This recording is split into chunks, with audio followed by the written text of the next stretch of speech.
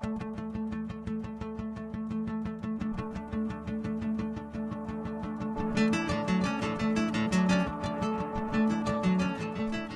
welcome to another Pygmy Tyrant tutorial. My name is Trent. Today we're going to be working in Unity and C#, and our goal today is to create a real-time counter. That is a real-time timer, something that calculates and is a way for us to know how much time has passed, but more over long periods of time. But when we want to know how much time has passed since, say, 2 hours or 4 hours or days, when the user has closed their application or game, it's a little bit more tricky, but not too hard. So let's get started. Let's just jump straight into Unity. I've got a blank project open here, and we're going to create some C# scripts to get started. Today's tutorial is only going to require 2 scripts, and the first one we're going to call is TimeMaster. TimeMaster is going to be the script that is going to do all our calculations for us. It's going to be where we save our time and where we check our time. So we'll open it up in MonoDevelop, and we'll start at the top, and we can leave these 2 usings, but we're going to add one more that we're going to need. We want to include system. Alright, so in our start function, today we're not going to really need our start function, so what we're going to do is we're going to change it to an awake function. So this is something that we can do immediately. And so we're just going to pop this down. The update function today, we're not going to need that, so we can get rid of that as well. Alright, so we're in a good place to start. So let's start with some of the variables that we're going to be using. So the first one we're going to be using is called datetime current date.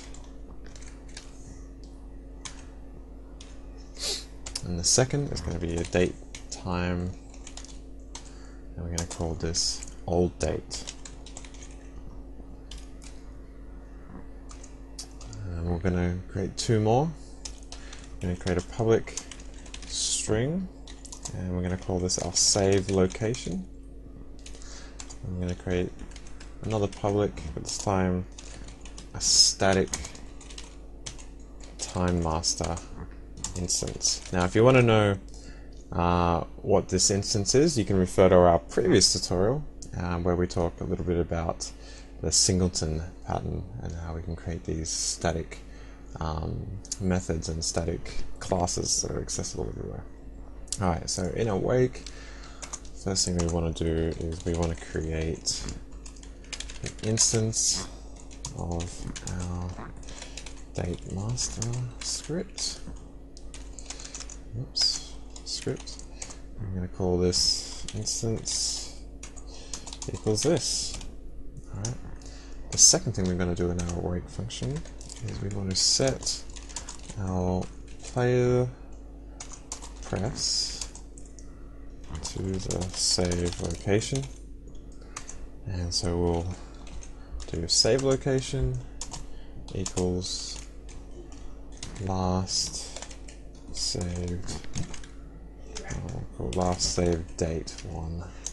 You can name it whatever you like. This is just our location and player prefs that we'll be accessing from. Alright, so that's our awake function done. The next thing we want to do is we're going to create our check date function. So our check date function is what checks the date and then returns the float or the value that we're going to need to compare. So because it's a float, we're going to create a public float.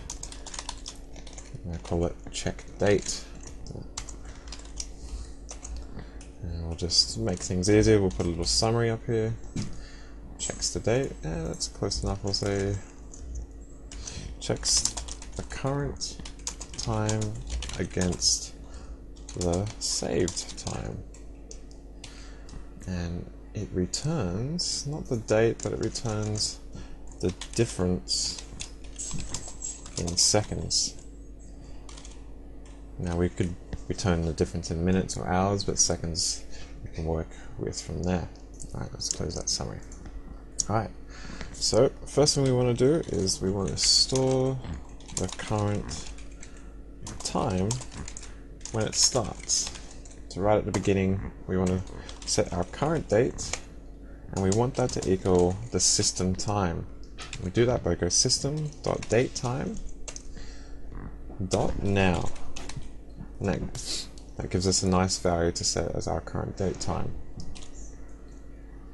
The next thing we want to do is create a string. I'm going to call this temp string, nice original name. I'm going to say equals playerpress dot get string, and we're going to get our save location, and we're going to set a default value of 1 if there's nothing already set. Now what we want to do is we want to grab the old time. So we're going to grab the old time from the player press. I'm going to grab it as a long. We'll just chuck that in there so we know what we're doing. So let's set a long, again a nice original name, temp long. We want to convert it to an int 64 temp string. Okay, so far what we're doing is we're setting the current date, and we want to save it, and we're going to be saving it as a string and then reconverting it back into an integer. This is sort of some of the limitations with player press, because we can't actually save our long any other way. Alright, so where are we? We've stored the current time, we've grabbed the old time.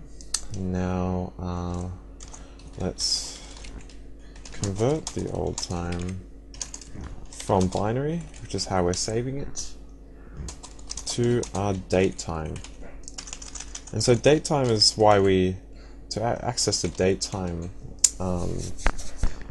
member type, this is why we included system before, because it's not something we generally have access to in Unity by default. And to do that, we're going to go date time, old date, and that's going to equal date time from binary. So we're taking the binary, feeding it the long, and you know what we'll do at this point, we'll print, just so we know everything's working, we're going to print the old date, and this will help give you, you can comment this out later, but this will give you an idea about what's being actually saved. You can old date,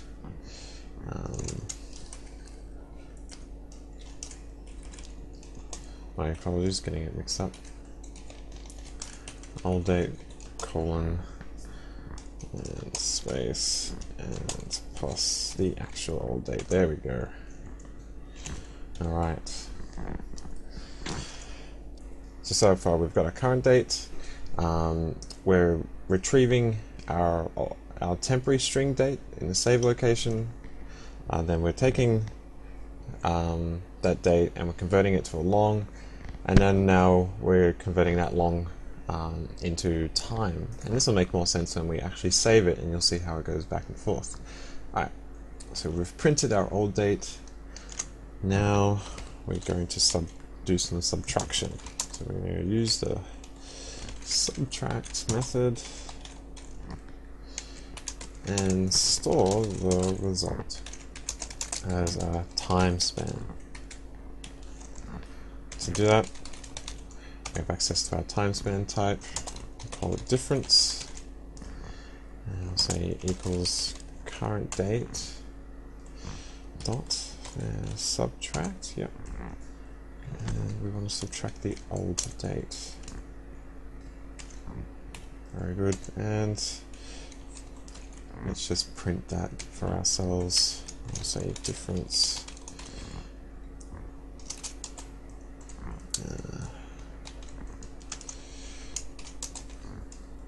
plus difference. Let's just save that, make sure. Oh, and we've got to do one more thing. We've got to return our float. So let's cast a float on our difference, but our difference needs to be set to seconds. And that's it. That's our check date function done. We're not all done yet, because in order to check the date, we also need to save the date. So we need to know what we're checking, what the comparison is. So we'll just create another method, call it public void save date. So we're not returning anything here, it's purely going to save our date into player press.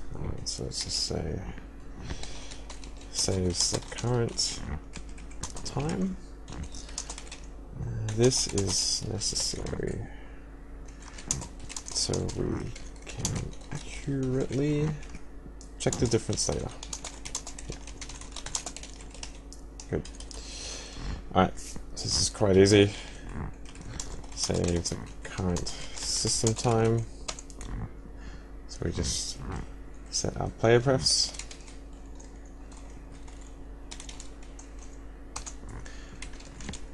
We're going to set our string. We're going to set our save location. And we're going to set that string to system dot datetime dot now dot to binary, which is why we read from binary before, because it's our only way to save the date time into player press, and that's saving it as a binary. Let's do that, and to string.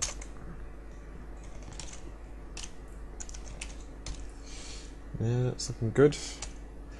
And let's print that as well.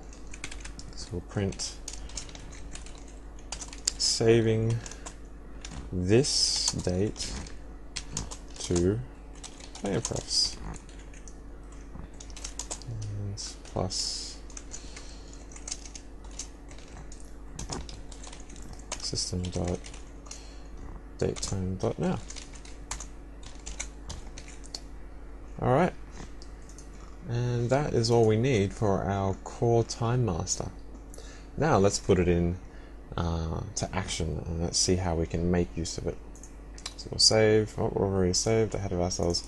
We'll create another script. So this script, you can do whatever you want. This script's just going to be as an example on how to use TimeMaster. So our TimeMaster is our core script for today. So let's just call it real time counter. Back into mono develop. And let's start at the top. Yes, we need collections in Unity Engine. Let's just create a test timer. We'll make it a float. Timer. And let's initialize the timer. So init timer to our starting amount. So let's say we'll go with 300 seconds.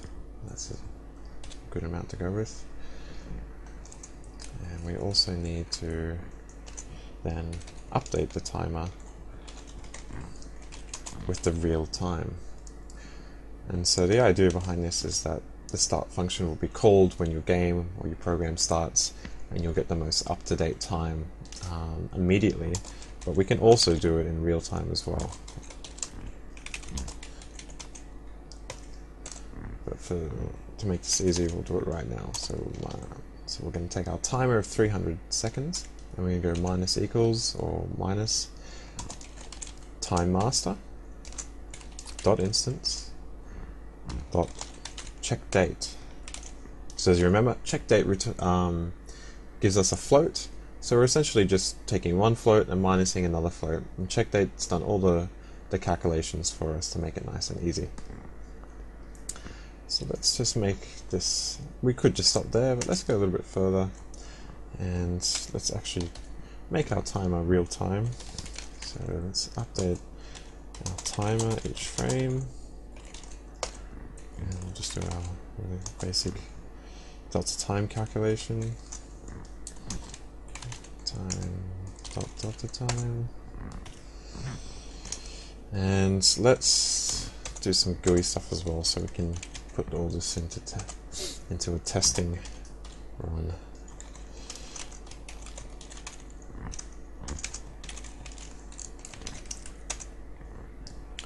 Let's create some buttons. We'll say if GUI dot button,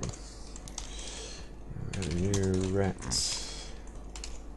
Let's put it in the corner, and 100 by 50 should do it. And this will be our save time button. And of course, so we want this button to do something, and we want it to let's call it reset clock.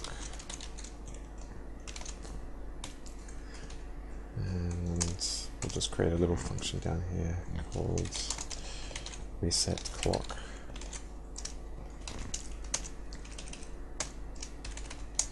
Yeah. Very good. We'll create another button.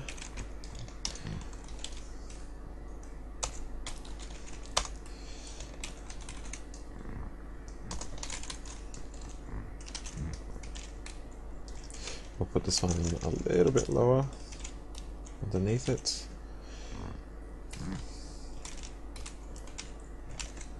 This one we will call check time.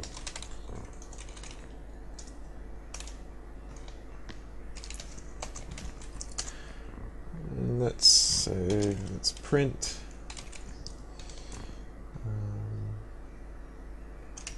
60 minus TimeMaster dot instance dot check date plus in real seconds has passed, if that makes sense. Again, none of this is necessary. This is just for ourselves to see how things are working. And we'll do one other little GUI thing. We'll create a nice little fancy label to see it all happening in our game. Just another rect. 10, 50, 150, and we will say we'll take our timer to a string. Alright, so we only have one more thing to do, and that's actually fill out this reset clock function. So we have three simple lines. We've got TimeMaster dot instance TimeMaster instance dot save date. So when we reset the clock, we want to save the date. We want to set our timer back to 300, and we want to update our timer with our saved date. Great. And that's it. Let's see if and how it works. So let's jump back into Unity. We've just got a plain scene here. We're just going to take this camera so that our TimeMaster is instance. We'll chuck it on our camera, and we'll also put our timer on here as well. So let's see what happens when we hit play. Alright. At first, we're getting sort of like an error. That's just because our timer is checking a date that hasn't been set yet. So let's save the time, and there we go. Our timer starts as we would hope. So we're at 296, 295, 294, 293. So that's working as any other timer would. But let's see what happens if we stop. So we're around about 290. Let's hit play again. Yep, and we've caught back up. We're at like 280, 279, 278, 277. We shut down our program again. 276, 275, 274. Open it back up. 271, 270. And so at any time we can check the time manually if we want to update the time, or we can save the time and sort of reset the clock. So that's all that's happening here. We're saving the time, we're checking the time, and yeah, we could set that amount to any amount we want, where you don't have to have it in real time. You can just check the time when you need to know the difference, and you'll see down in our console, yeah, where all those dates are outputting, the differences are outputting. So if you want to look into it a little bit more, I really highly recommend checking out some of the date time documentation on like Microsoft, C# documentation, anything like that. But as for me, that's it for today. Please keep checking the channel. We're going to have some great other tutorials coming up, things that will help you. And that's it. Thanks for listening and watching. Alright, goodbye.